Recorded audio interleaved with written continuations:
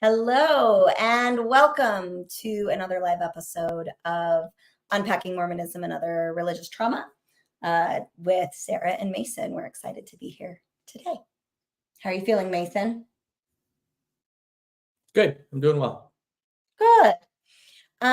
So before we jumped into our show today, we kind of wanted to talk about, news in the Mormon family, the Mormon family in the Westbrook, news in the Westbrook family, that we feel has something to do with us losing relationships because we stepped away from the Mormon church. So do you want me to go? Do you want to go? No, go Happened right to ahead. me. So Yeah. we have had some very good friends for the last 14 years. Did some Army time together, did a lot of Mormon church service together. And after military retirement, we ended up living within easy driving proximity to these individuals, people that I would have considered closer than family. Would you, Mason, agree with that? In a lot of ways, yeah. Yeah, individuals that, I'll just put it this way: individuals who gave us or loaned us the financial backing to help protect our son Brig during a very difficult time with his schizophrenia diagnosis, when we were not in a financial position to be able to do so. They graciously loaned us that money with the caveat of, pay it back when you can. And there were no hard feelings about that for goodness, years and years. And recently in General Conference, and I don't know who said it, I just know that I heard about it on the Mormonism Live. If anybody does know, I'm looking for it. So I would like to. Yeah, we'll find it. Yeah, if somebody knows, please let us know. And so anyway, yeah, something was said to the effect of the reputation of the church, or the church and its doctrines, are more important than Christian charity or Christian love towards your neighbors. And that was a really shocking thing for me to hear, because what is Christian love other than unconditional love for people who think, behave, look, believe differently than you? And so what happened is I had a brief encounter with this friend, and I can't give those details without disclosing their identity, and I'm just not willing to do that. But it was a brief encounter. We did, just a quick little catch up of what was going on in life. It was short, not a sit down, not a lunch, just a short, bump into each other, because sometimes life has you bump into people in smaller communities. And the following day, I got a text message saying that they felt our relationship was nothing but transactional. And Mason, how did you take that? Let's let you talk a little bit.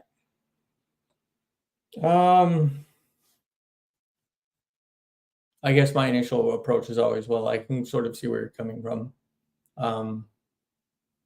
But it hasn't been that we haven't tried to have more than just that transactional relationship. Try to be more involved in. I know especially that you have, and it just hasn't been right. It just hasn't happened. It hasn't been met with openness for that. Yeah. So these are the type of friends that we might see and hang out with once or twice a year. We get together and we spend hours together. No time has passed, even though we live in close proximity. We both have a lot of kids. We are both incredibly busy.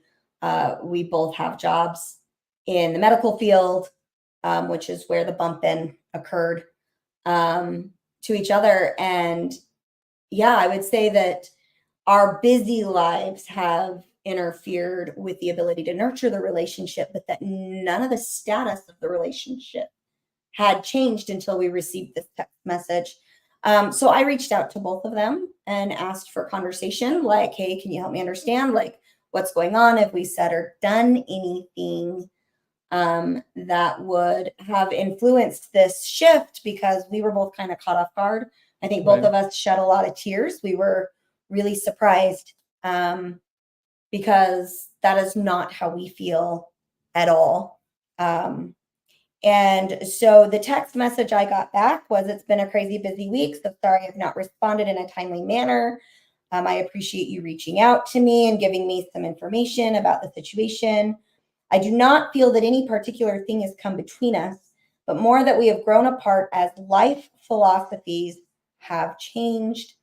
I hold no grudge or ill feeling towards you."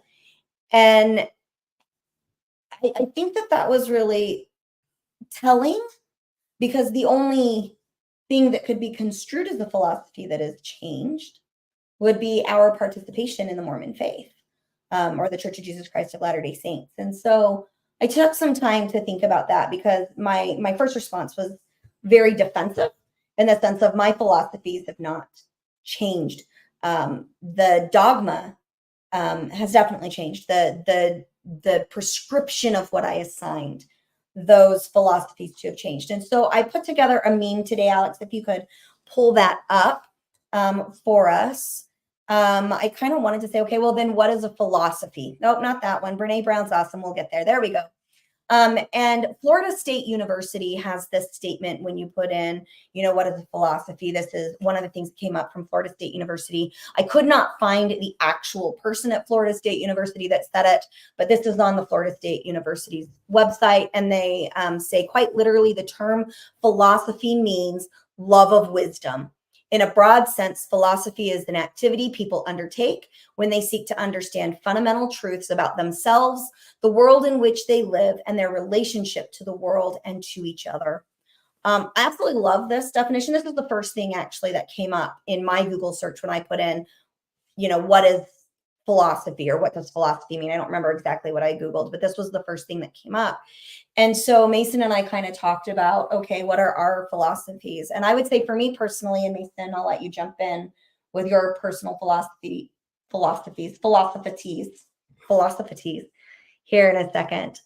For me, the philosophies that I choose to live my life by, like the most important characteristics, the things that I find great wisdom and meaning in, are number one, connection and understanding, empathy in relationships. And most specifically, that would be my husband, my children, vulnerable populations. I am an advocate for those who can't speak for themselves. I'm very protective of relationships, very protective of my children, especially. For those who are part of our audience for a long time, know that we have several special needs children because we're adoptive parents. And that once I have, I'm going to say, stewardship of you, either legally or because of choice, I am going to, and I don't like the word over you, but like recently we had some foster kiddos that have chosen, young adults, and almost adult teens that are living with us now that are in our home. They are my kids, and I will go to bat for them the same way that I would if they had been born to me. That is who I am. And I would say that is my number one philosophy in life, is to love and protect humanity, and to love without condition. I would say the next one would be, for me, honesty and integrity.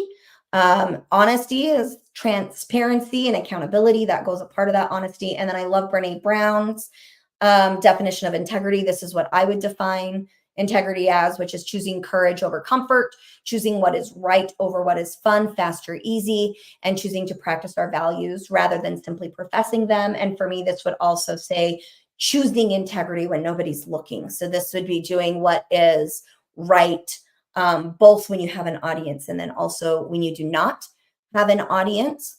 And I absolutely love choosing courage over comfort. For those of you, I don't know if you can see this, courage is I've got it tattooed on my arm. It's also in my book, Trauma Bonded. At the very end, when I wrote the book, it was, I'm choosing courage. And at the very end of the book, you have the same, let's see if I can get that there, tattoo that's on my arm. The black and white draw out from that tattoo I had put into the book, because courage is very important. I love C.S. Lewis's quote, courage is what is that quote? That's hanging out there on the wall. Courage isn't one of the virtues, but right. courage is not one of the virtues. It is all of the virtues at their testing point or something like that. C.S. Lewis, love you, misquoted you horrifically. A solid work ethic goes along with that. And then just authenticity, like being yourself, being true to who you are. Those would be the philosophies that I live my life by. And I would say growing up, the Mormon church helped me shape those. But I don't believe that I have those philosophies because of Mormonism, but rather it was the environment that I began to grow those. And as I've gotten older and life experience have shaped them differently outside of the dogma, but that my underlying philosophies have not changed. And I would say that this friend values all of those same things. I know her very well, again, 14 years. And I know that family is first, loving others, serving others, helping those who are less fortunate is part of their value system as well. And so I was really shocked when it was changing philosophies as the reason for this, I'm going to say, separation in the friendship. All right, Mace, what about you? Well, first, let me just say I agree. They're probably, if not the most, they're one of the kindest people we've ever met. Right, They're most generous.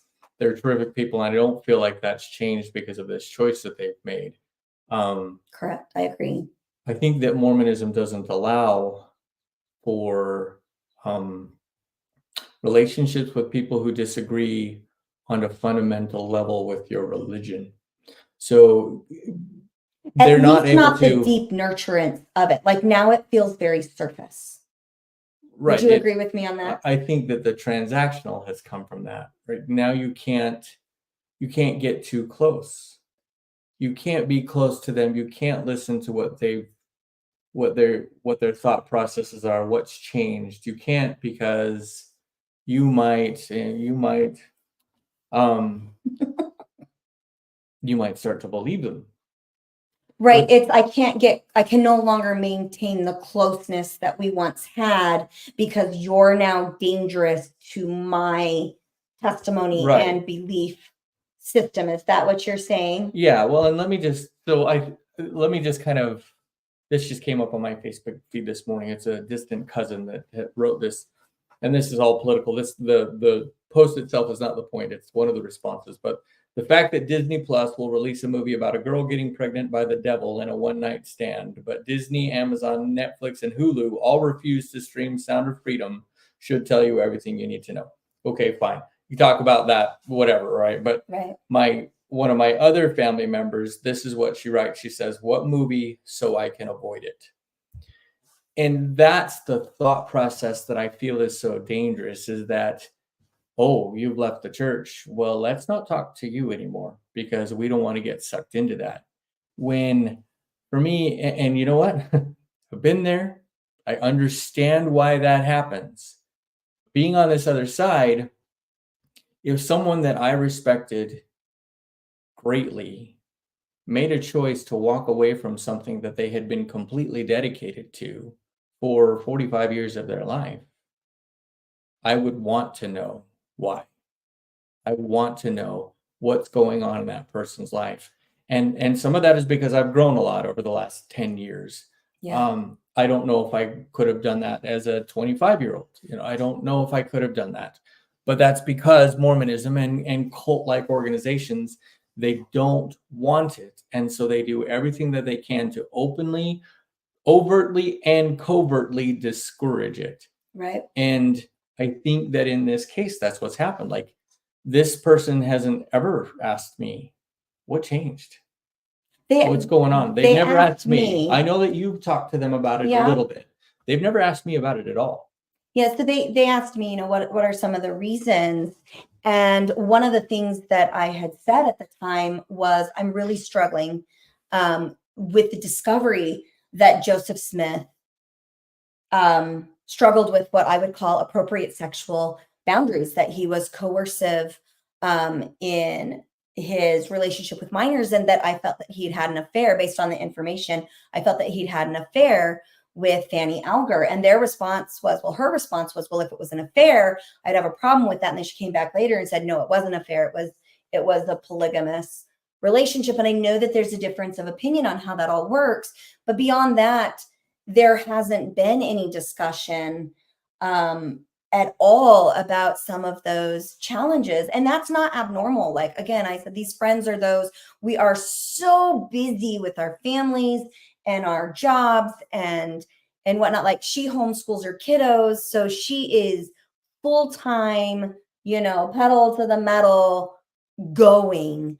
And usually what happens is we both come up for oxygen and we're like, hey, I have a weekend off. Do you have this weekend off? Let's get together. And we will spend hours laughing, reconnecting as if no time had passed. So for us, this really came out of the blue. And I love this. Thank you, Quinn. Our journey as former members is to develop our personal power. Yeah, absolutely. I think really before we move into our show content for today, I really kind of wanted to end, and Mason, if you have anything else to say, I have one more thing. So please say it. I really wanted to focus on this soft shunning that occurs, because this experience for us is not unique. When we talk to other people who have left the church, we hear this from so many people, this soft shunning of, like Mason said earlier, you believe different, therefore I'm not safe with you anymore, despite the fact that our personal values have not changed.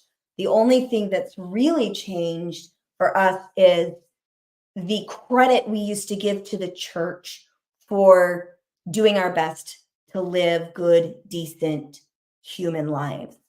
Well, and some of the outside values have changed. Like, I don't care Right. about alcohol anymore. I don't care about coffee anymore.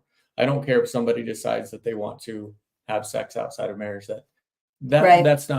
That doesn't matter to me. But as those much aren't anymore. philosophies. Right. Those They're are not. They're a belief systems. Well, in the case of Mormonism, they're rules. Right. I love this, Quinn. LDS people are passive aggressive, nice to your face, very aggressive to former members. And I'm going to say, that the key word there, Quinn, is passive. This isn't, yes, and behind the scenes, even to faithful members, they are very judgmental. Yes, I know that. This friend had a very difficult time when I got my tattoos. I was troubled. I was having a hard time when I got my tattoos, and she definitely had a conversation with her kiddos, because her kiddos are not the most filtered humans. And they were like, we know you were depressed when you got that. And I was like, well, that is true, but it's okay. So yeah, I agree with that. And Alex, just so that you are aware, I'm not sure if it's because we're not signed in or something, but Mason and I cannot see any of the comments that are coming up. So if you can make sure that you're running. Oh, never mind. I see them. I pushed the right thing. Mm-hmm. Quinn says he was in the bishopric. Yes, same. Quinn. Mason served in the bishopric. So go ahead, Mason. Finish your thought, and then let's jump into our show. So the last thing I was going to say is, you mentioned all the values that are important to you, things like honesty, integrity, authenticity, accountability, all those things. Ironically, I would think that most Mormons would agree with you that those are all very important things. Oh, absolutely. What I shouldn't have said ironic there. I think that most Mormons would agree that those are important. Ironically, those are the things that led us away from the church. Yeah. Because once we were finally able to actually look at things authentically, once we were actually able to step back and not do, like, I feel like Quinn, you said they're passive aggressive. I feel like it's because they can't get personal. If they get personally involved in whatever you're going through as related to the church, like if you're struggling with kids or something, some people, they're good people for the most part. They might jump in and really get authentic and vulnerable with you for those things. But now you're talking about salvation. I can't get vulnerable with you about what's leading you away from the church, because then my salvation is at risk as well. You're going off the rails and I can't go with you. Mm-hmm. They're passive aggressive because they have no other choice. They feel an obligation to save you, but they can't get in the mud with you. It's cliche. I taught it in lessons as a boy and as an adult. When somebody falls in the mud, you reach down there, you give them everything you can to get them out, but you don't get down in the mud with them.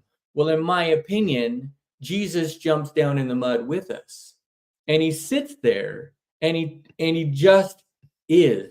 Brené Brown describes it that way, that compassion is sitting with someone in their pain. No attempt to get them out. No attempt to turn on the lights. No attempt to say it's going to be okay. I am sitting with you in your pain. And Mormons don't do that as an organization, as a group of people. I know Mormons who can, but as a group of people, we don't do that, because we can't get dirty, because God cannot look upon sin with the least degree of allowance. If I walk into the bar so that I can help support this guy that I know is struggling with alcoholism, I put myself at risk.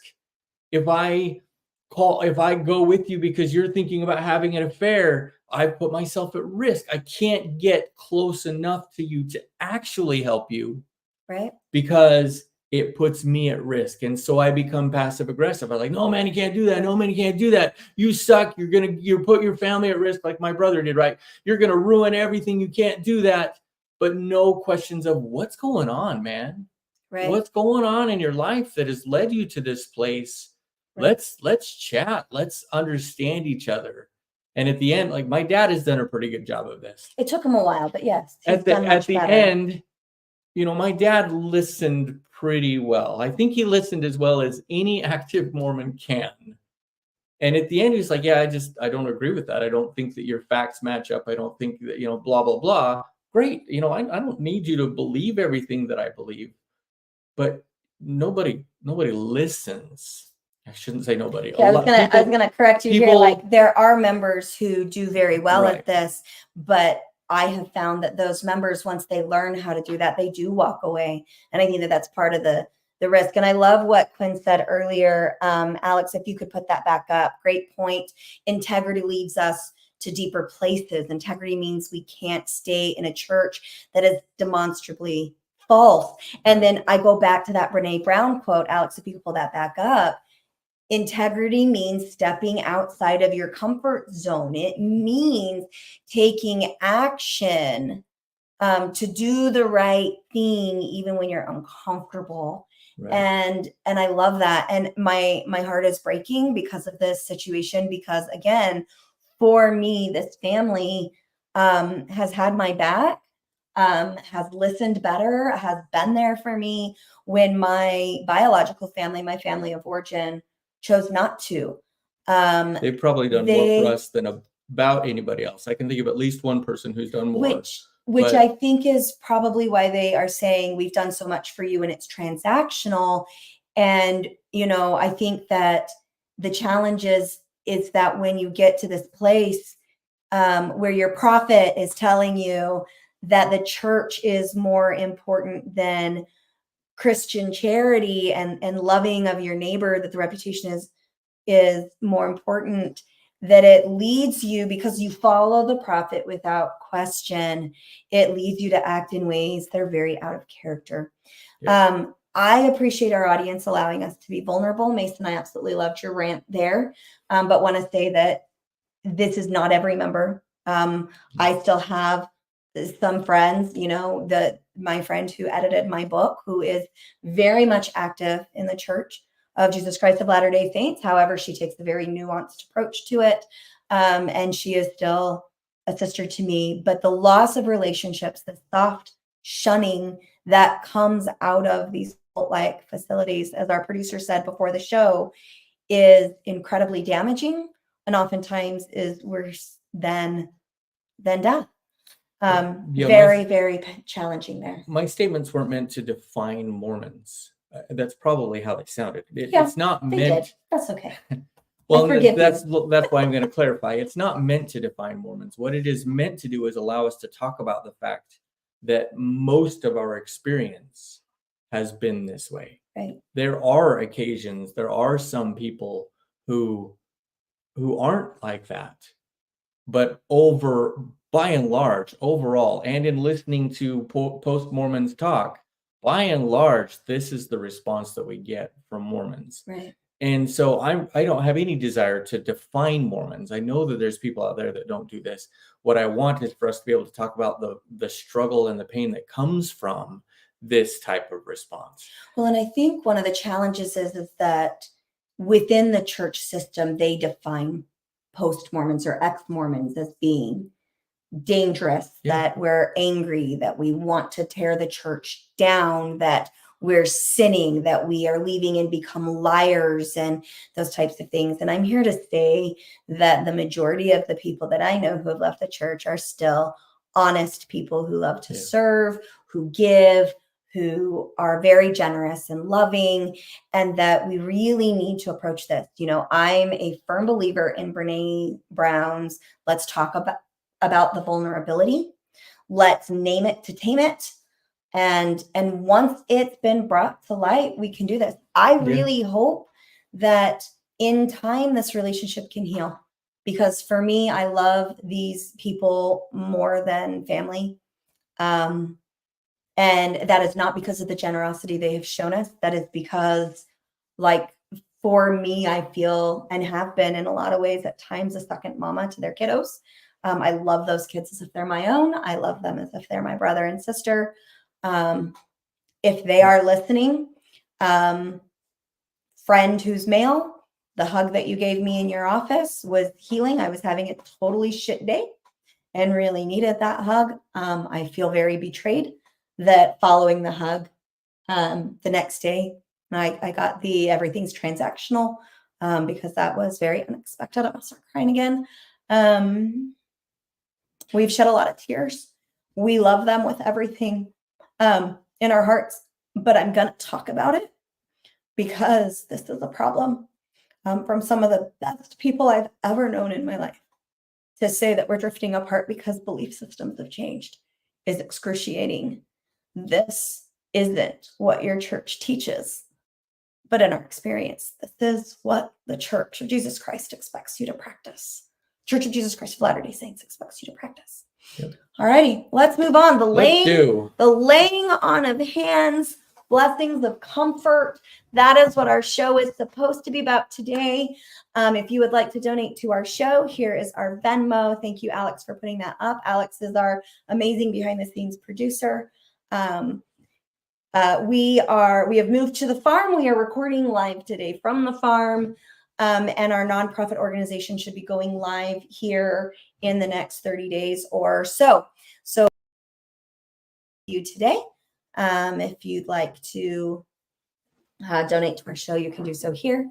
And let's talk about this. All right. So Mason, I will, Alex, if you can pull up that picture of the laying on of hands. So I wanted to start today by saying in the Mormon Church, when you are participating in a priesthood ordinance blessing, there is usually physical touching. In fact, I can't think of any priesthood ordinance where there's not some type of physical touch. And I'm not talking about inappropriate sexual touch. That's why I wanted to pull the picture up here.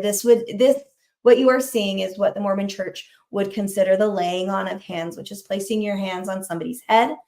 In the temple, there's touching in other ways that we've covered in our temple series that might be a little bit misinterpreted as sexual. It's not intended to be sexual, but for a lot of people, it was very intimately uncomfortable for them. So if you want to hear that, go back to our initiatory episodes on the temple. But this is what we mean by the laying on of hands. Mason, did you have anything you wanted to say about that? You said other ordinances. Yeah, if it's one person providing an ordinance for another person, yeah, there's always touch involved. Okay, but is there anything that you would do blessing wise in the priesthood that you can think of where there's not touch? An audience, if you can think of one, let me know. You can dedicate a home, you can dedicate a grave. Oh, that's true. Those kind of things. Casting out devils, I guess we're gonna raise our hand to the square. Okay. Yeah, so there are things that you can do that are not, but for the most part, you're dedicating a home. It's not a. I guess the sacrament. Person. The blessing and passing of the sacrament. And it's people involved, but it's not a, laying on of hands. It's not a piece. It's the physical intimacy of touch is not a part of that. Right. So one of the things that we really wanted to focus on today is that in a lot of ways, Alex, you can get rid of that picture if you would like to. That's fine. Get rid of it. Dump it. Dump Make it go away. So one of the things that we talked about, and I think we briefly mentioned it in one of our past blessing episodes, is that as part of your quote unquote priesthood duties. And remember, priesthood is the power of God enacted on earth by men. And when we say men or man, we mean those who are blessed with a penis. We're talking about literal males. At least Have this. At least little Mormons. Mormons, Mormon males. And so anyway, one of the things is that women are not allowed to give these priesthood blessings. It is something that is reserved only for men. And this is, I think, one of the reasons why there was the ordained women movement was, hey, this doesn't necessarily make any sense. And today, that's kind of what I wanted to touch on. So the type of blessing that we're talking about today is a blessing of comfort or a blessing of healing, or even a father's blessing. And Mason, why don't you kind of explain the purpose of those, since you were the priesthood holder in our home, what teachings, what those were meant to be like, what instruction did you get from the church? And then we'll move on from there. To put it really briefly, I think that it's the church's way of putting the stamp of approval on whatever it is that you're saying. Like when I gave father's blessings, it was always like, bless you that you'll have a good year at school, that you'll make friends, that you'll be safe, those kind of things. We're all, those are great things. But it was almost like, because we did it in the father's blessing style, laying on of hands, that kind of stuff, it's putting an extra piece of power on it. Like God's involved in this one.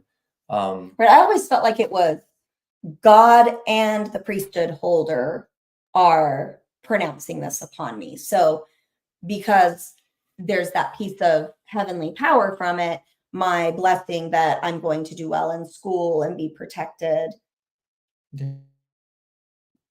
Extra special. Yeah, absolutely. That's the whole point. Yeah. And what about like blessings of healings with the anointing of the oil? Can you say some things about that? Like talk about the process of how that would. So you mentioned blessings. And we're going to be talking more about healing blessings in the near future. Go ahead, Mason. So you mentioned blessings of comfort, similar to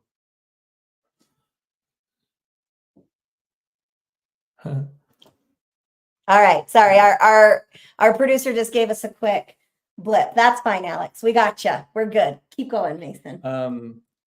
So blessing of comfort is essentially the same thing as a father's blessing, except it can be to anybody. Whereas the blessing of healing, one of the big differences is there's oil involved, consecrated oil, which is supposedly, set apart for that. And there's usually two people involved. So with a blessing of comfort, it can be just one priesthood holder, or father's blessing, just one priesthood holder. But with a blessing of healing, it's supposed to be two. It doesn't have to be, but the expectation is that be two people. Right.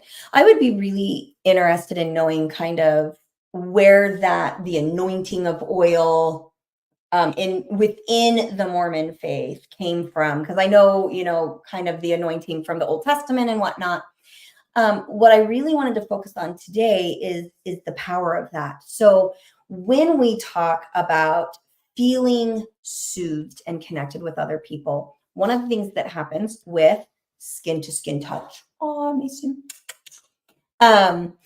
is an oxytocin release. So when we're talking about this from a mental health perspective, when I'm holding my newborn baby and I'm looking at my baby in the eyes, and baby goes, and I go back at it, and you get that like warm flush of feeling. That is the release of oxytocin. It also happens during intimacy with partners. It happens through snuggling. It happens with skin to skin. We find that this is also something that comes, and it's very beneficial with the connection of animals, specifically mammals. So dogs, one of the best therapeutic practices of animals in the therapeutic clinic is that you are touching the animal, you're petting the animal is looking at you. In the words of our daughter Abigail, I couldn't resist the puppy dog eyes, or she called the other day our goatee dog eyes. So we have goats and she didn't know what to call them, so it was the goatee dog eyes. I can't resist the goatee dog eyes. And I was like, don't feed them more grain, you're going to give them diarrhea. And she was like, but I can't help it. They're so cute. What we're talking about is the bonding hormone, oxytocin. And so when you lay your hands on somebody in a invited and situationally appropriate manner. And you pronounce these words of love and comfort. It is a beautiful moment for bonding. And oxytocin can be healing, because when you get that oxytocin flush, it helps fight off cortisol, which is the stress hormone. And so from a scientific perspective, from that neurobiology perspective, you are going to feel calmed, soothed, and loved most of the time, especially if the interaction is occurring between somebody that you love and trust implicitly. Really where the challenge comes in these moments within Mormonism is that women are excluded from performing the blessing. So if I was to, as a Mormon woman, pray over my child, it would not have the same level of significance as if Mason did it with the priesthood power. Like, Mason's is better than mine. And I feel that that is horrifically misogynistic and patriarchal, in the sense of, as my children's mother, there are special connections between me that I share with them that Mason may not, because we've got hormonal and physiological differences in that connection. If I was to lay my hands on my children's heads like this and give that prayer within the Mormon, oh, I messed up your hair. Let me fix that. There we go. Thank you. Isn't he handsome? Helpful. Don't do that back to me. I'll get angry. You look so cute. Thanks for exposing my really bald spot. It's very handsome. Good thing I can just. If I laid my hands on my children in that same manner, it would be considered inappropriate. It would be considered probably blasphemous. Would you say, Mason? It would now. What do you mean? I mean, it wasn't always that way. Right. Okay, so say that. Talk about that for a minute. Well, I mean, we know of instances where that happened. When I was a kid, I was told the story always of Mary Fielding Smith, who was told not to go on the first pioneer trek to Utah because they didn't think that she could handle it. It was just her and young kids. I think her oldest kid was Joseph F. Smith, who eventually became the prophet, and he was 9, I think. Not when he became the prophet, when he crossed the plains with his mother. 9 when he crossed the plains with his mom. And then she had, I think, 5 other children. So she was, I don't know how she did it. She was a strong Mormon woman. She was, and she wanted to go. So I don't know, what her reasons are. Those, of course, aren't very well documented. But one of her oxen got sick, and the captain came and told her, "I told you you'd be a burden." And the story I was just reading. So what I was told as a kid was, she placed her hands on that oxen's head and commanded it to get well, and it did. What I was just reading in this story that was being told, and I don't remember exactly where from, but it's a church, LDS church site, was that, and we'll leave that happened in the comments. And she got her brother and another friend to administer to the oxen. She told them that, I need you to do this, and convinced them somehow. And so they did. Oxen, after a couple minutes, got right up and was just fine. And it happened again later on, I don't know, to the same oxen, to a different one, whatever. She got them to administer again. And then the third time, what it says is that she went and got the consecrated oil that she had in her wagon, and then with the assistance of 2 other men, administered to the oxen. That's interesting, because I remember as a kid, it was just her as well. Yeah. So that's the story I got told as a kid.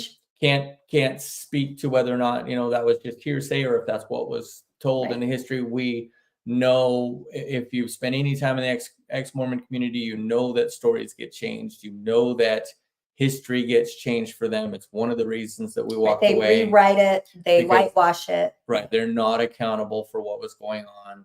They can't say something like, well, yeah, that was the way it was then, but it was a mistake. We're not doing it that way anymore, or whatever. One of my favorite lines from the Book of Mormon, the play, is I believe in 1978, God changed his mind about Black people. I know. I died laughing. So did half the audience. Right. It was really funny. Right. So so that's the history of it. We know that it has happened before. Whether or not it was sanctioned by the church, I don't know, but it was. Passing Mason some notes. So anyway. Yeah. So I think that And I love this comment here by MJ. MJ, it's great to see you. Respecting the female laying on of hands, he further remarked, there could be no devil in it if God gave his sanction by healing, that there could be no more sin in any female laying hands on the sick than in wetting the face with water. There's no sin for anybody to do it that has faith in the Joseph Smith papers. So yeah, Thank what you. MJ is pointing out is that during Joseph Smith's time, women were allowed to participate in the laying on of hands. Now, whether it was through the priesthood power or not, I don't think it matters. The point being that it was an honored practice and that women did it quite frequently. And then Brigham Young removed that from women. I believe, do not quote me on this, around the same time that he dissolved the Relief Society organization, and it's never come back. And so I think that this is a great example where an organization has taken a very healing and beautiful spiritual practice and said, if women do it, it's bad. When men do it, it's from God. Right. I'm allowed to pray over my kids. I want to make that abundantly clear. Mormonism is not going to say moms can't pray over their kids, but it is the ritualistic practice. And I want to talk about this. When you believe in the ritual, it has healing power. When you believe that it has healing power, it has healing power. And so within that organization, if as a child or a person who is wounded or hurting in some way, if I believe that this ritual will bring me extra peace, that I will find significance in it, it will help, it will heal. And So if I believe that you kiss me right now, I won't feel as sleepy. Will it work? do you feel more awake? I didn't really believe it. I just wanted to kiss. Lovely. That's called manipulation. And I'm all down for that kind of manipulation from my husband. So the point being that rituals and myth and spiritual practices have significant value in our lives. As humans, we crave that. And then you have an organization that minimizes and takes it away from a certain gender because my anatomy doesn't match. I want to give Say people. something here when you get a second. I'm raising my hand. Yes, Go ahead, you finish your can. statement. Women. Oh, you totally derailed my thought. I'll come back to it. You say what you're going to say, and I'll come back to it. You messed me up, man. That's why I just interrupt you. What's interesting to me about that comment that MJ makes, the quote from Joseph Smith, is that he says there can be nothing wrong with it if it works. Right? He says that there could be no more sin in any female laying hands on. Let's say if it works. He further remarked there could be no devil in it if God gave his sanction by healing. He says if it works, basically. Okay. So if she lays her hands on the head and they get better, there's no evil in that. Well, if you took that and now extrapolated it to all the blessings that we give now as priesthood leaders in the church, Right. It's all evil. I mean, frankly, like listen to General Conference, listen to them talk about the apostles who are supposed to be the ultimate in healing power. Listen to them talk about giving blessings. They don't ever say the outcomes. Or even worse, sometimes like you have faith enough to not be healed kind of a stuff. They only say the outcome when it's helpful. They don't talk about the outcome when it's not. And we're going to actually talk about that, I think, at our next live show when we do the blessings of healings. We're gonna bring that up. But I wanted to say that this is an example of an organization monopolizing God's power, quote unquote, God's power, and defining it in a way that minimizes the value of, I'll say, the feminine divine or the beauty of what a female has to offer. I'm here to say that from a neurobiological standpoint, if my child wanted me to pray over them with my hands on their head or while I'm holding them in God's name, and we have that belief that that is going to be healing, that not only will it help reduce stress, which helps with healing, also as you reduce cortisol in your system, you relieve inflammation, healing, but also the beauty and the connective nature of that is going to be a bonding experience, which I think is where the benefit of men giving these blessings is. Like, a man is usually in Mormonism not a nurturing, gentle, kind, focused on the needs or the tender needs of others. That's not the man's necessary role in Mormonism. And so one of the beauties of these priesthood blessings is it has a man focus on that part in those moments. And I think To the that point can of be— them excusing it. What do you mean? Like, I mean, the church, when people ask, well, why are men the only ones that have the priesthood? Right. One of the excuses that they make, reasons, whatever they call it, what I call one of their excuses is, well, it allows the man to be closer and To be more connect. intimate and connect with it, And with be people nurturing. around him. Right. It allows the man to kind of change his base nature and actually be caring and stuff. And maybe it does, but it feels more like a rationalization than it does a reason. Right. So I think in closing, what we really wanted to talk about today is blessings of comfort and healing can be a beautiful thing. Do not allow an organization to define what works for you, what practices and rituals are beneficial for you and your family. I will say that as long as you're causing no harm. So touch has to be invited, it needs to be appropriate, non-abusive. I mean, let's look at that. But that if it is that tender, nurturing touch, especially within your intimate group of friends and family and your community circle, with these blessings that you are inviting spirituality in, it can be healing. Take advantage of it. Gender roles have no place in this practice. And LDS Church, I think you really need to take a look inward and see that you are oppressing the role that a woman could have in her family in this practice by making it uncomfortable, sinful, and frowned upon. You are taking away from what could be beautiful within the female community of your church. This is one of those times that maybe Joseph Smith had it right. Let's go back to what he did before. So once again, if you would like to donate to our show, you can do so through this Venmo app. We will be getting the nonprofit status and stuff up here over the next 30 days or so. We are very excited to be here at the farm. If you are in trouble, if you are having a mental health crisis, please dial or text 988. You do not have to be suicidal or homicidal for this.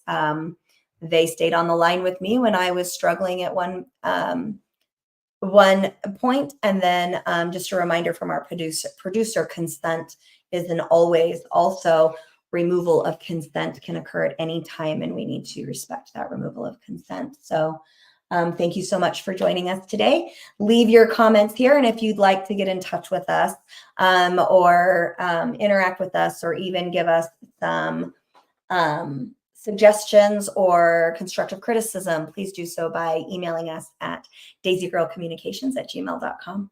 Thanks so much. And we will see you next time. Bye, y'all. Love y'all.